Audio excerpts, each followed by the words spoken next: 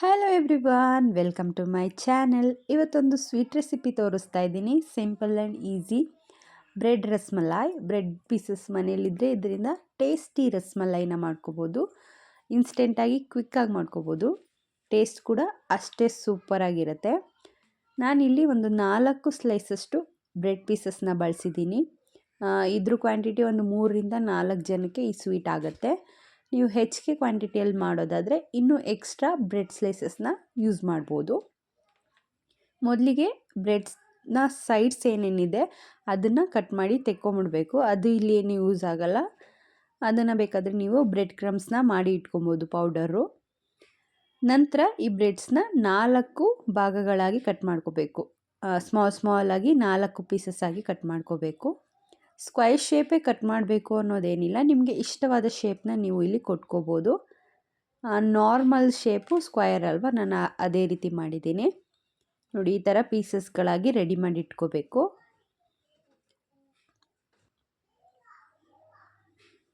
ನಂತರ ಒಂದು frying PAN ತಗೊಳ್ಳಿ. ಇದಕ್ಕೆ ಒಂದು 4ರಿಂದ 5 ಸ್ಪೂನಷ್ಟು ಎಣ್ಣೆ ಅಥವಾ ತುಪ್ಪ, ನಿಮಗೆ ತುಪ್ಪ ಫ್ಲೇವರ್ ಇಷ್ಟ ಆಗೋದಿದ್ದರೆ ತುಪ್ಪ ಹಾಕಿ, ಇನ್ನೂ ಎಕ್ಸ್ಟ್ರಾ ಟೇಸ್ಟ್ ಇರುತ್ತೆ. ತುಪ್ಪ ಅಷ್ಟೊಂದು ಇಷ್ಟಪಡಲ್ಲ ಅನ್ನೋರು ಆಯಿಲ್ನ ಬಿಸಿ ಮಾಡಿಕೊಂಡು ಅದರಲ್ಲಿ ಬ್ರೆಡ್ಗಳನ್ನ ಎರಡೂ ಕಡೆ ಗೋಲ್ಡನ್ ಬ್ರೌನ್ ಆಗಿ ಕ್ರಿಸ್ಪಿ ಆಗೋವರೆಗೂ ಫ್ರೈ ಮಾಡಿ ತೆಗೆದಿಟ್ಕೋಬೇಕು. ಸ್ವಲ್ಪ ಆಯಿಲೆಲ್ಲ ಅಬ್ಸರ್ವ್ ಆಗೋ ತನಕ ಟಿಶ್ಯೂ ಪೇಪರ್ ಮೇಲೆ ತೆಗೆದಿಟ್ಕೊಳ್ಳಿ. ಆಯಿಲೆಲ್ಲ ನೀಟಾಗಿ ಅಬ್ಸರ್ವ್ ಆಗಬೇಕು. ನೋಡಿ, ಇಷ್ಟು ಕ್ರಿಸ್ಪಿಯಾಗಾದರೆ ಟೇಸ್ಟು ತುಂಬ ಚೆನ್ನಾಗಿರುತ್ತೆ. ಒಂದು ಕಡೆ ನಾವು ಹಾಲನ್ನ ಕಾಯಕ್ಕೆ ಇಟ್ಕೊಳ್ಳೋಣ. ಇಲ್ಲಿ ನಾನು 1 ಗ್ಲಾಸಷ್ಟು ಹಾಲನ್ನ ಬಳಸಿದ್ದೀನಿ. ಹಾಲು ಕಡೆ ಕುದಿ ಬರೋಷ್ಟರಲ್ಲಿ ಒಂದು 2.5 ಸ್ಪೂನಷ್ಟು ವೆನಿಲಾ ಫ್ಲೇವರ್ದು ಕಸ್ಟರ್ಡ್ ಪೌಡರ್ನ ಸ್ವಲ್ಪ ನೀರು ಹಾಕಿ ಮಿಕ್ಸ್ ಮಾಡಿ, ಯಾವುದೇ ಲಮ್ಸ್ ಇಲ್ಲದೆ ಇರೋ ರೀತಿ ಮಿಕ್ಸ್ ಮಾಡಿ ರೆಡಿ ಮಾಡಿ ಎತ್ತಿಟ್ಕೊಳ್ಳೋಣ. ನಾನಿಲ್ಲಿ ವೆನಿಲಾ ಫ್ಲೇವರ್ ಬಳಸಿದ್ದೀನಿ. ನಿಮಗೆ ಇಷ್ಟವಾದ ಫ್ಲೇವರ್ನ ನೀವು ಇಲ್ಲಿ ಬಳಸ್ಕೋಬೋದು. ನಂತರ ನಾನಿಲ್ಲಿ ಸ್ವೀಟ್ಗೋಸ್ಕರ ಸಕ್ಕರೆನ ಬಳಸ್ತಾ ಇಲ್ಲ, ಅದ್ರ ಬದಲಿಗೆ ಕಂಡೆನ್ಸ್ಡ್ ಮಿಲ್ಕ್, ಅಮೂಲ್ ಕಂಡೆನ್ಸ್ಡ್ ಮಿಲ್ಕ್ನ ಬಳಸ್ತಾ ಇದ್ದೀನಿ. ಇದು ಹೆಚ್ಚಿಗೆ ಸ್ವೀಟ್ ಅಂತ ಅನಿಸಲ್ಲ, ಮೈಲ್ಡಾಗಿರುತ್ತೆ. ಟೇಸ್ಟ್ ತುಂಬ ಚೆನ್ನಾಗಿರುತ್ತೆ.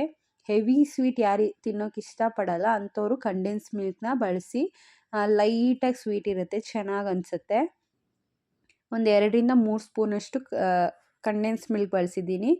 ಆನಂತರ ಒಂದು ಕುದಿ ಬಂದಾದಮೇಲೆ ಫ್ಲೇಮ್ನ ಲೋ ಅಲ್ಲಿಟ್ಟು ನಾವು ಮಿಕ್ಸ್ ಮಾಡಿಟ್ಟಿರೋಂಥ ಕಸ್ಟರ್ಡ್ ಪೌಡರ್ ಮಿಕ್ಸ್ಚರ್ನ ಹಾಕಿ ಕೈ ಬಿಡದಿರ ಗಂಟಿಲ್ಲದೆ ಇರೋ ರೀತಿ ಚೆನ್ನಾಗಿ ಕಾಯಿಸಿ ಒಂದು 2 ಅವರ್ ಆದರೂ ಅದನ್ನು ಫ್ರೀಝರಲ್ಲಿಟ್ಟು ಆಮೇಲೆ ನಾವಿಲ್ಲಿ ಸರ್ವ್ ಮಾಡ್ಕೊಳ್ಬೋದು.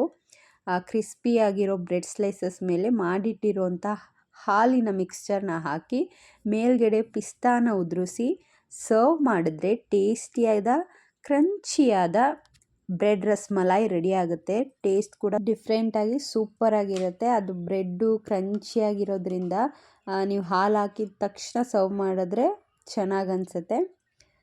ಐ ಹೋಪ್ ಇವತ್ತಿನ ಸ್ವೀಟ್ ರೆಸಿಪಿ ನಿಮಗೆ ಇಷ್ಟ ಆಗಿದೆ ಅನ್ಕೋತೀನಿ. ಇಷ್ಟ ಆದರೆ ಲೈಕ್ ಮಾಡಿ, ಶೇರ್ ಮಾಡಿ, ಕಮೆಂಟ್ ಮಾಡಿ. ನನ್ನ ಚಾನಲ್ನ ಇನ್ನೂ ಯಾರು ಸಬ್ಸ್ಕ್ರೈಬ್ ಮಾಡದೆ ನೋಡ್ತಾ ಇದ್ದೀರಾ, ಸಬ್ಸ್ಕ್ರೈಬ್ ಮಾಡ್ಕೊಂಡು ನೋಡಿ. ಮತ್ತೆ ಸಿಗ್ತೀನಿ ಹೊಸ ರೆಸಿಪಿಯೊಂದಿಗೆ.